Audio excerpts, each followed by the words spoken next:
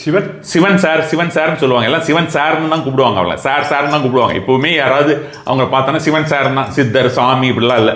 இப்போ அவர் is no more, but Sivan sir அப்படின்னு சிவன் சார் கோயில் அப்படின்ற மாதிரி தான். இப்போ நம்ம ஆஞ்சநேயர் கோயில் போகிறோம் இல்லையா, ஒரு என்ட்ரன்ஸ் அதுலேயே லெஃப்ட் சைடில் கட்டியிருக்காங்க. அவர் ரொம்ப பெரிய விஷயங்கள்லாம் செய்யக்கூடிய அவர் கூட அந்த நெருங்கி அவர்கிட்ட அந்த எனர்ஜி கூட நம்ம கலக்க தான் நம்ம அந்த ஒரு விஷயத்தை உணர முடியும்.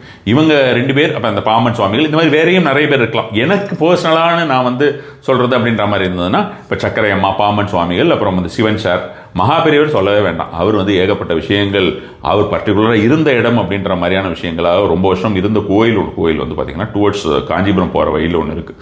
ஸோ அந்த கோவிலில் அவர் தங்கியிருந்த ரூமெல்லாம் இருக்கும். நீங்கள் போய் பார்த்தீங்கன்னா தெரியும், ரொம்ப நார்மல் ரூமு, ஒரு கட்டில் மாதிரி, ஒரு பழைய கயிற்று கட்டில் மாதிரி இருக்கும், ஒரு ஜன்னல் ஓரமாக இருக்கும். அங்கே அவர் இருந்திருக்காரு ரொம்ப வருஷம். அங்கே இருந்து அந்த கோயிலை சீர்படுத்தி ஒரு மாதிரியான ஒரு விஷயமா அதெல்லாம் செய்கிறதுக்கு அங்கே நிறைய மிராக்கிள்ஸுமே அவங்க இந்திரா காந்தி அம்மையார்லேருந்து எல்லாரும் பார்த்துட்டு போயிருக்காங்க அந்த இடத்துல தான் அவருமே அங்கே போயிட்டு வந்தாலே நமக்கு ஒரு, எனக்கு பர்சனலாக அங்கே போயிட்டு நான் அந்த இடத்துல உட்காந்தோம்னா ரொம்ப நேரம் உட்கார விட மாட்டாங்க. ஒரு 5 நிமிஷம் உட்காரலாம், 5 நிமிஷம் 10 நிமிஷம் உட்காரலாம்.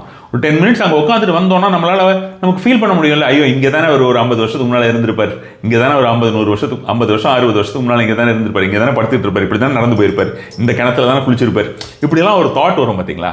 ஸோ அது அப்படியே நம்ம அவர் கூட ஒன்ஸ் நம்ம அந்த ஒரு இன்டென்ட் பயங்கரமாக நம்ம கலந்துட்டோம்னு வச்சுக்கோங்களேன், அந்த ஒரு இன்டென்சிட்டியாக நம்ம ஒரு இருந்தது நமக்குன்னா, அப்படியே நம்ம அவரை கூடயே கூட்டு வர மாதிரி ஒரு ஃபீல் இருக்கும். ரொம்ப நிறைய விஷயங்கள் எல்லாமே பயங்கரமாக, நம்ம அவர்கிட்ட எதுவும் கேட்க வேண்டிய அவசியம் கிடையாதுன்னு வச்சுக்கோங்களேன். நம்ம எனக்கு எதுவும் போய் கேட்கறது இது வேணும் அது வேணும்னு இல்லை.